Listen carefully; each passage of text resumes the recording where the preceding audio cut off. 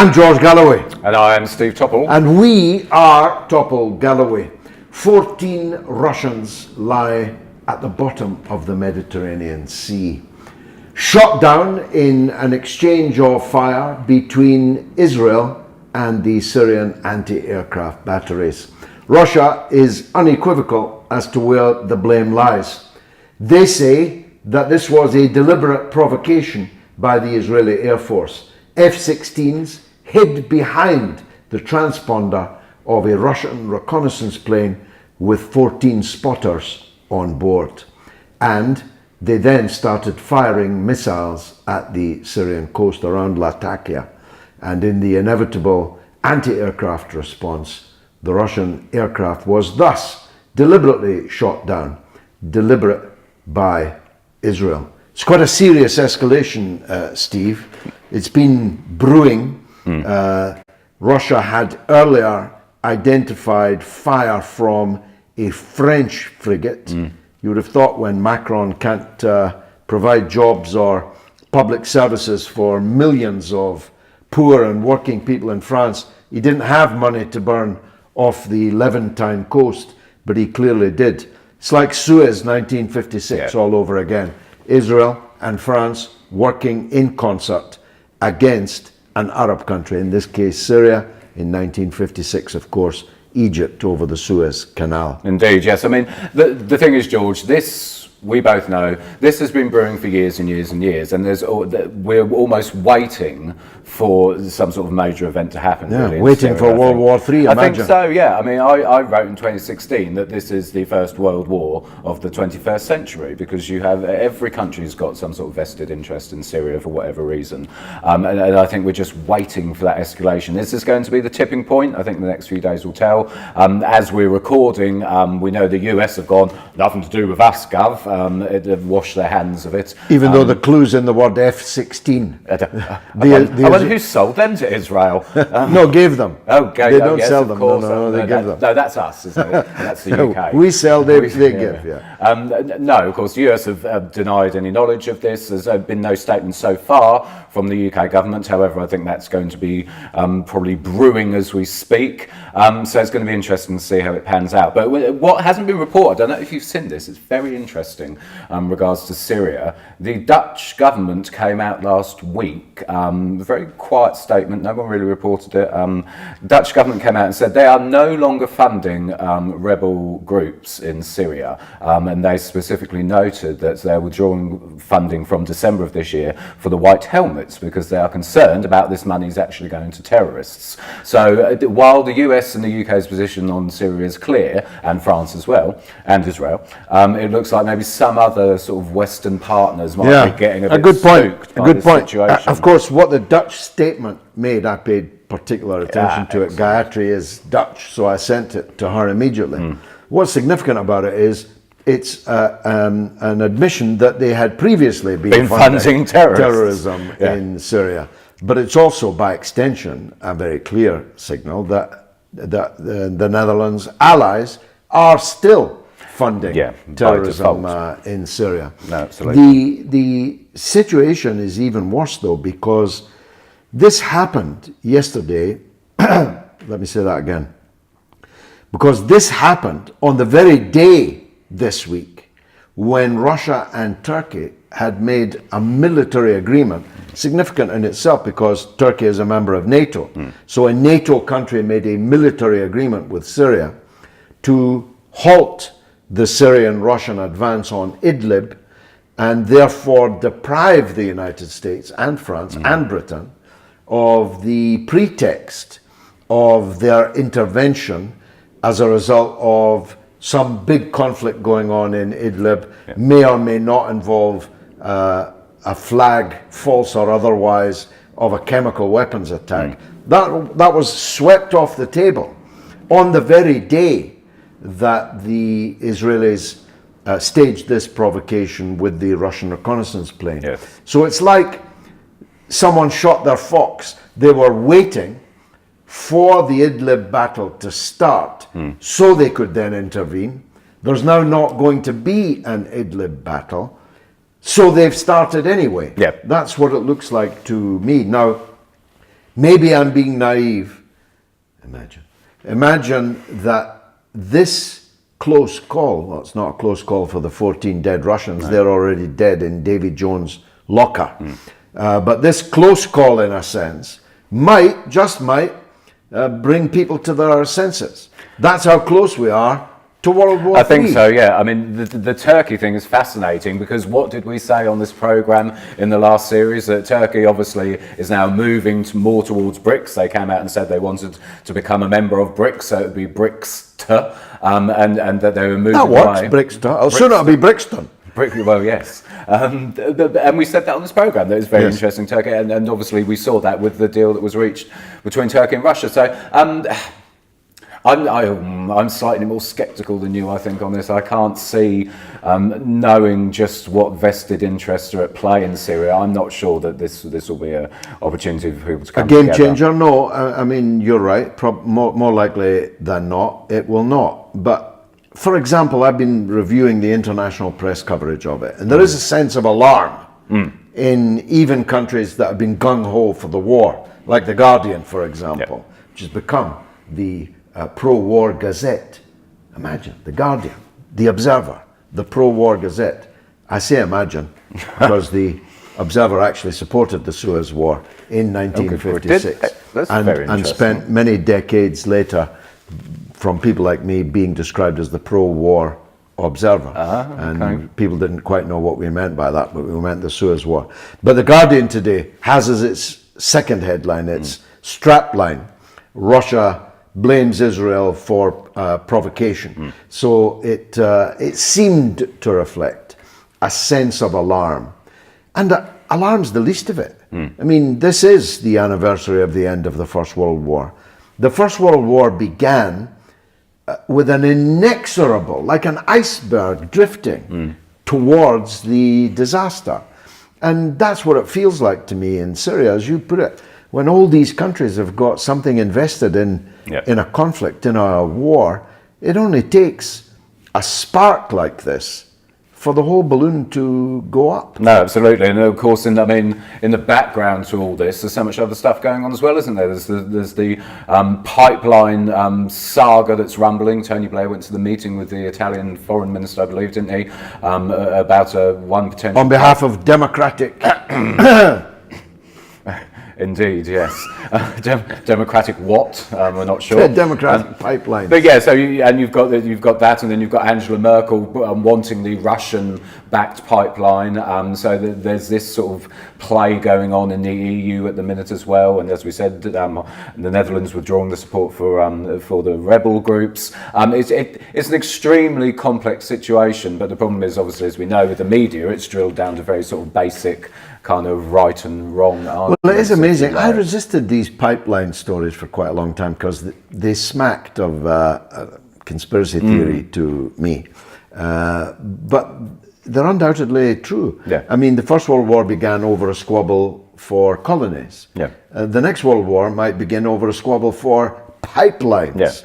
Yeah. This Azerbaijan, Baku, the Baku Bucks, Baku have actually hired Tony Blair. Yes. I mean, that's what's come to. The British Prime Minister has been hired by a potentate in Baku to go around the world negotiating with other governments on his behalf so that a pipeline can be built, thus making Russia's pipeline uneconomic. Now the Germans are standing up against it. In fact, that's one of the stories of this age. We should discuss it at more length sometime.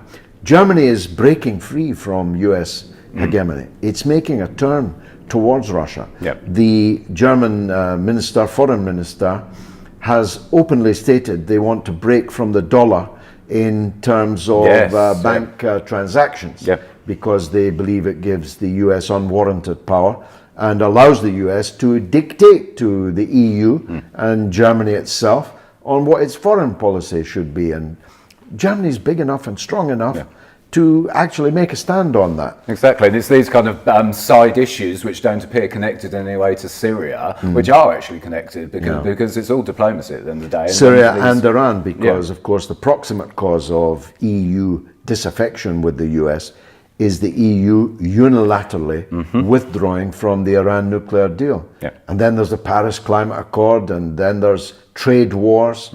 I mean, next Monday, the US is about to launch, if that's the word, or impose $200 billion worth of economic sanctions against China. Yeah. China will respond.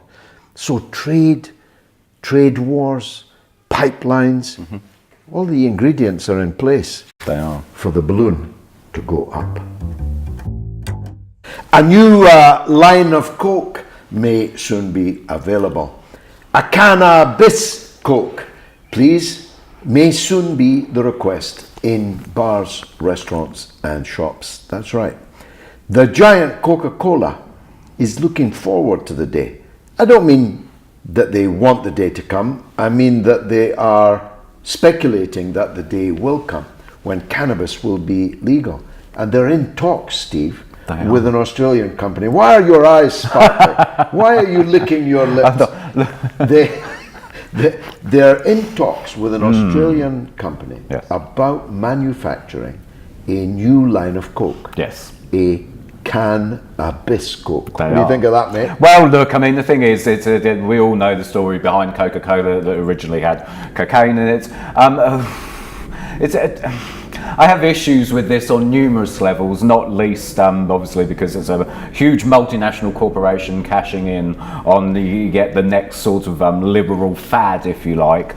But also, for me, on a serious note, it underscores the issues surrounding legalisation of cannabis. Because for people who use it medicinally, there's great concern that the movement at the minute for legalising cannabis for medicinal purposes is basically handing it to the control of government and big pharmaceutical companies. And the concern amongst people who use it medicinally is that obviously big pharmaceutical companies, the price will go through the roof, it will be watered down, what's it going to be made with, who's profiting from it, and this always happens when things which are inherently sort of social, almost underground phenomenon, if you like, which cannabis use is, are given to the hands of corporations. And Coca-Cola just sort of jumping on the bandwagon. I mean, what they're doing, I've read up on it, what they're doing, they're using the non-psychotic element of cannabis, CBD, which is the part of the plant which has medicinal purposes, allegedly. And they're going to be using that, and it's going to be marketed. And it's a contribution to the health of the nation. Yes, wonderful Coca-Cola, doing what it does best. Making us all healthy. I think, though, that you make a really important point. To those in the counterculture, which clearly I'm not, and judging by your shoes, you are, in the counterculture becomes the culture.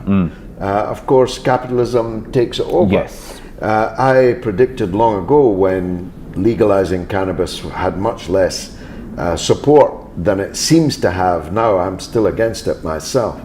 But I predicted, if it's legalized, WD and HO Wills, or whoever the cigarette manufacturers are now, will open factories and will run off cannabis cigarettes, just as they then were running off ordinary killer cigarettes. And of course, that which seems edgy, countercultural, slightly subversive, revolutionary even, now will just become another part of the cash nexus. Yeah, it's just bastardized, basically. Yeah, I mean, Coke will, notwithstanding the point you make about the medicinal part of the plant, as soon as they're able to, they'll be producing, as will all the multinationals, cannabis on a mass basis. Now, it's my reason for opposing legalization that can only increase the number of people effectively using drugs. You may say they're necessarily harmless or less harmful than other drugs, and I accept that. They're less harmful than alcohol, no doubt, less harmful than smoking 20, never mind 40 cigarettes a day. But nonetheless, they are part of the stupefaction of the masses. And that level of stupefaction can only go up because once a full advertising campaign backed by multinational investment in by the big corporations, well, there'll be people smoking, drinking cannabis that would never have thought of doing so before. Now, you say it's a really interesting point, and my views on drug legalisation are quite rigid, as we've discussed before. However, I'm quite receptive to that point, actually, about the stupefaction of the masses, because we see it with everything else. We see it with social media, which is used as a tool by the capitalist establishment, if you like, to quite often dumb down the masses. You see it with Facebook, removing news from the feeds, trying to push people into... Facebook's on a suicide mission, if you ask me. Yeah, well, it is, but... Don't you think that it's actually leaving a big gap that somebody's going to fill? I think so, yeah. It's sort of... It's plotting its own funeral almost. But no, your point about stupefaction of the masses is very interesting, and I'm quite receptive to that, even though, like I say, I am in favour of legalisation. But Coke, getting their hands on it, it just sums up the whole issue with what's going to happen when cannabis is effectively legalised. So, not good news in my book. It's the real thing. Capitalist Coke. Quick! It's the Novichok Mania flash sale. We've got 50% off half-baked articles, buy one get one free on crazed propaganda, and when you spend £150 or more, you get free fitting on government messages subliminally given to the public. But quick, this sale is only lasting until the public is dumbed down enough. That's right, it's Novichok, it's Mania, it's Novichok Mania. It is, and George. in fact, if you're lucky enough, the government will buy your house or your restaurant at a vastly inflated price. They will. Terms and conditions at www.gov.uk. Other restaurants are available. What on earth is going on in Salisbury? The entire country was briefly fixated in the week when breaking news, 2 Russians have taken gravely ill in another restaurant, another Italian restaurant, in Salisbury. It's the eye ties that did it, isn't it now? Well, yeah. I mean, it's past time. Past time that we got to the bottom of this. It is a spaghetti Carry on. hoop. This whole thing, an endless spaghetti hoop. Not only were 2 people struck down by Novichok, months later another 2. And months later, a third 2. Always couples, always men and women. Single people seem safe in Salisbury. Yes. Don't get married. Gay couples even seem They do. safe in Salisbury. But men and women are in grave danger in Salisbury restaurants. And you've got to ask what it must be doing to the economy in Salisbury. Must be devastating for it. I mean, the thing is, they're saying that this couple that got ill, one is allegedly, there's been rumours that one of them is actually a Russian. They're saying, oh no, it's not. What's the odds on a Russian still being in Salisbury? What is the attraction to Salisbury? That's the cathedral, don't you know? It's the spire. It's the biggest clock in the world. It's the slush. It's the snow. No, I mean, if you were a Russian, would you be hanging around in Salisbury? It must be. You're surprised the Russian government hasn't issued a state announcement saying do not travel there. I mean, the thing is, they're saying no, it's nothing. We don't. It's not Novichok. We don't think it's anything. There's nothing untoward here. But what was interesting? Well, was there ever Novichok? I mean, that's, you say that, but the people suffered exactly the same symptoms. It was again in a restaurant, food related.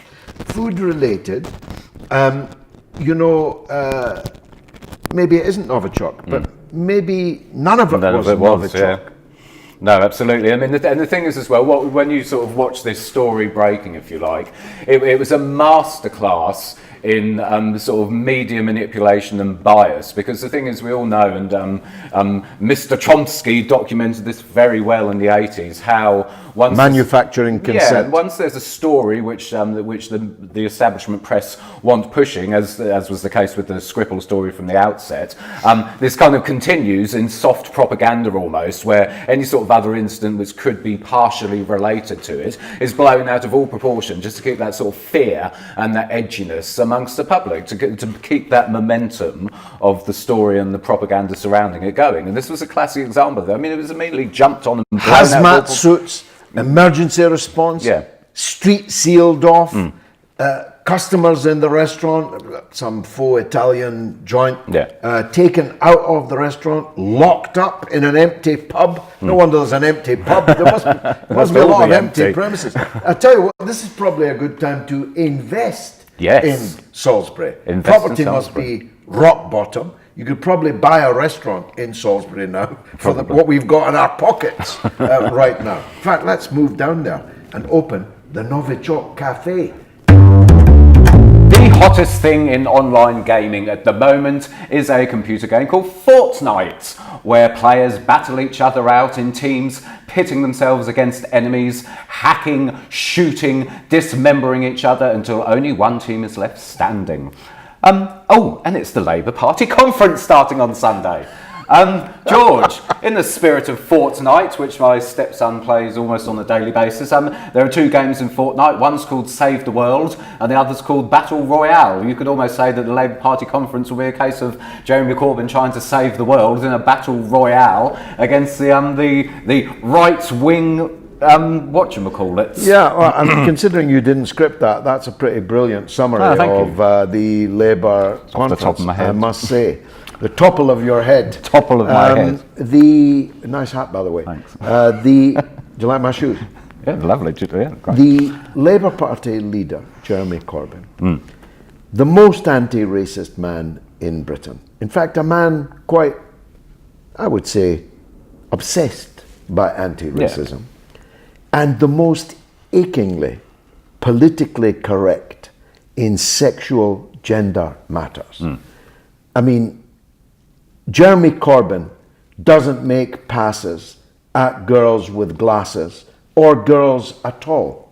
Jeremy Corbyn, although he's been married 3 times, I'm perfectly sure all 3 of his wives had to grab him and tie him down to the bed. It's more likely to make a pass at one of his marrows from his allotment, isn't exactly. he? Probably. Yet this man is still being assailed as a effing anti-Semite and racist by one woman Labour MP, Dame Margaret Hodge, who's doubled down, and Jess Phillips, who just accused him of being to blame for the fact that the Labour Party is no longer safe for women.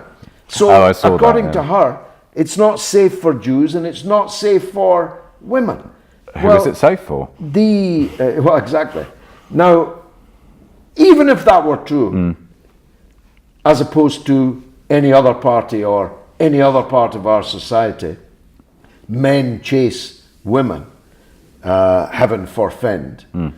Even if it were true, how could that be Corbyn's fault? No, exactly. And how could it be? The problem with these allegations, and while, as you say, it could be any other political party, and these issues exist, and it's just a wider example of the issues that exist in society. It's going to be in any political party. But no one can quantify these allegations. No one can say, well, it's okay, so X many people have had this done to them in the Labour Party. Right. And it sort of brings us on to a broader issue around the conference, doesn't it? Because we're 3 years into Corbyn now. This will be his 3rd conference, won't it? If my maths serves me correctly. Third conference.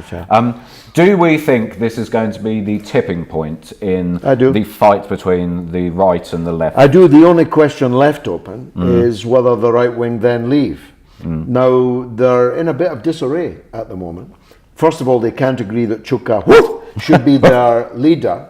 And Chuka will not leave unless he is the leader. He's a poodle. He's a show pony.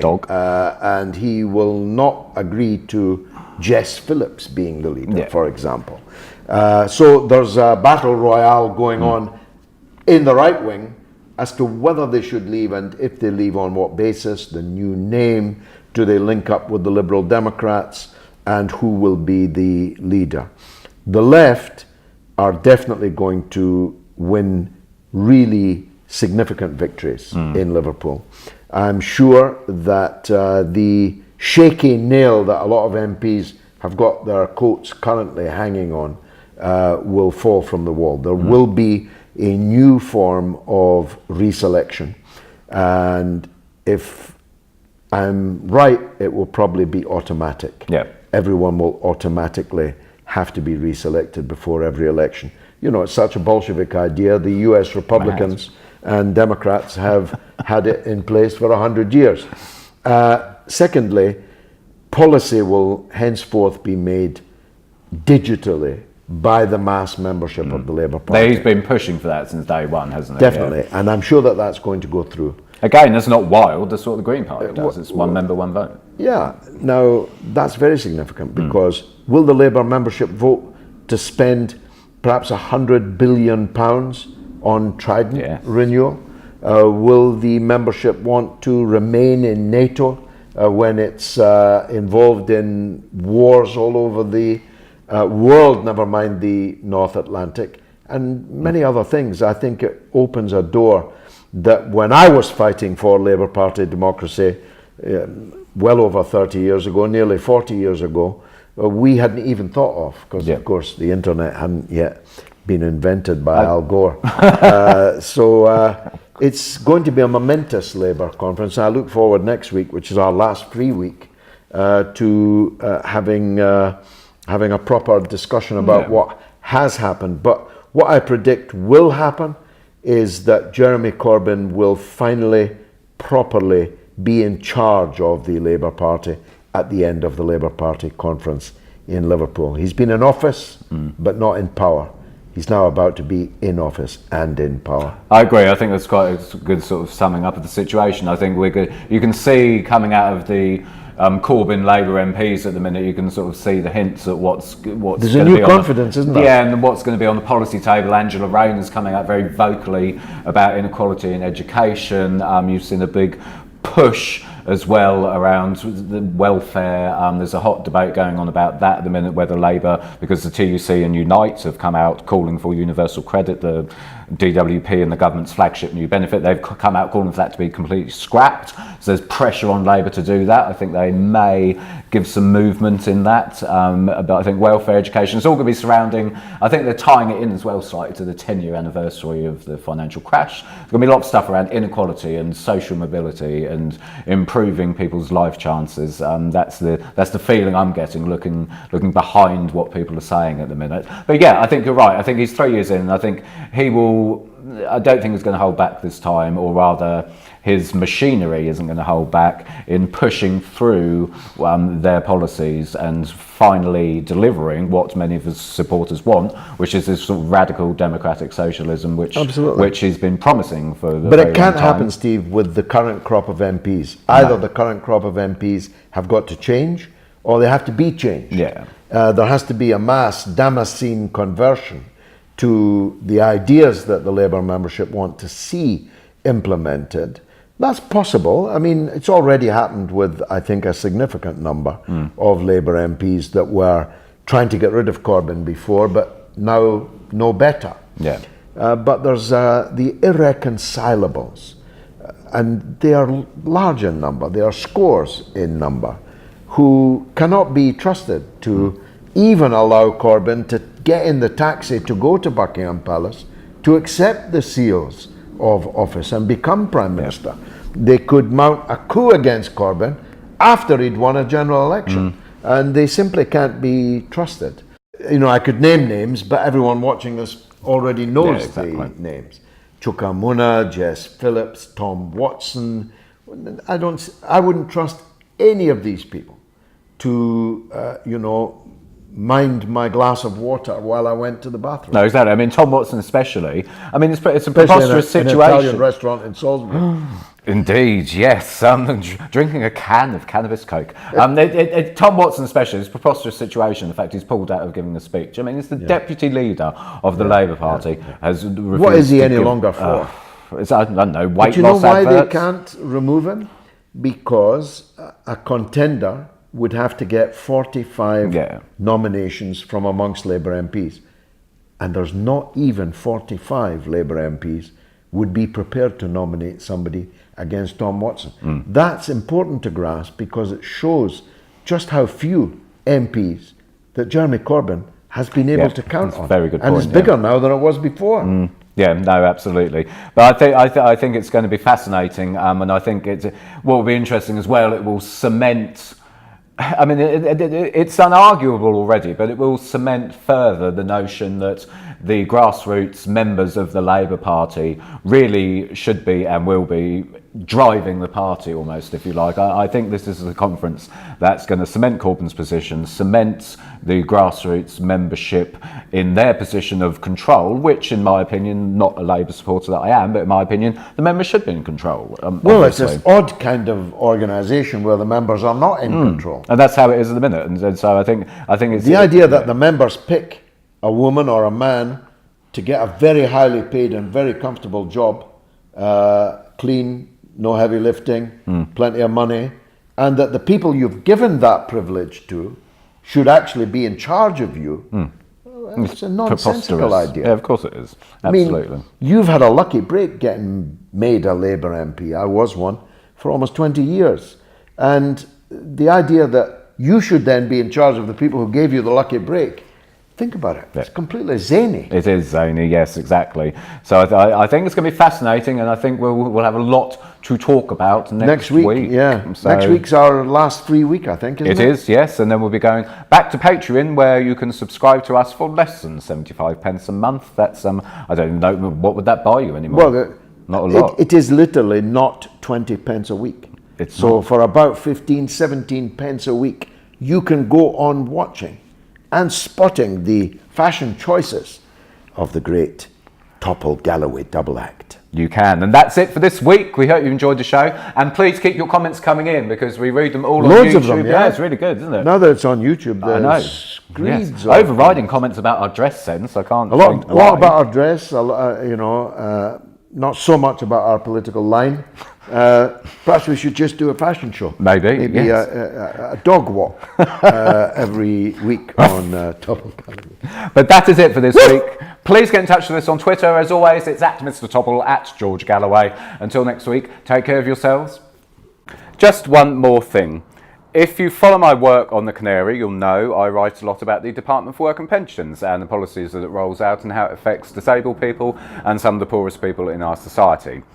There's a big push at the minute for the Labour Party to adopt a position of stop and scrap universal credit. Universal credit is the new Department for Work and Pensions benefit, which rolls 6 previous ones into one.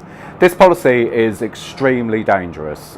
It was devised from a group of people, as I've documented, who think that the poor are to blame for their own poverty and misery, and that they need to help themselves out of it. Essentially, universal credit was designed to roll all the undeserving poor as they see them into one place. It cannot be fixed. This policy needs to be stopped for numerous reasons, as I've documented. Labour, you must adopt this at the party conference this year. Jeremy Corbyn, if you're watching, you must adopt a scrap universal credit. I will be watching with interest, and I will be following up on next week's show about this as well. Russia's relationship with Israel is a bit like one's relationship with one's ex-wife. Complicated. There's a love-hate issue in there. Russia was the first country in the world to recognize the state of Israel in 1948. Other Soviet countries, like Czechoslovakia, supplied the weapons that fueled the Haganah's conquest of almost all of Palestine at that time. But things have certainly gone sour. The decision by the Israeli Air Force to hide behind a Russian reconnaissance plane and cause the death of now 20 Russian service personnel in what Russia is describing as a deadly provocation, which gave only 60 seconds notice to the pilots and the crew, who now lie at the bottom of the sea, mean big trouble.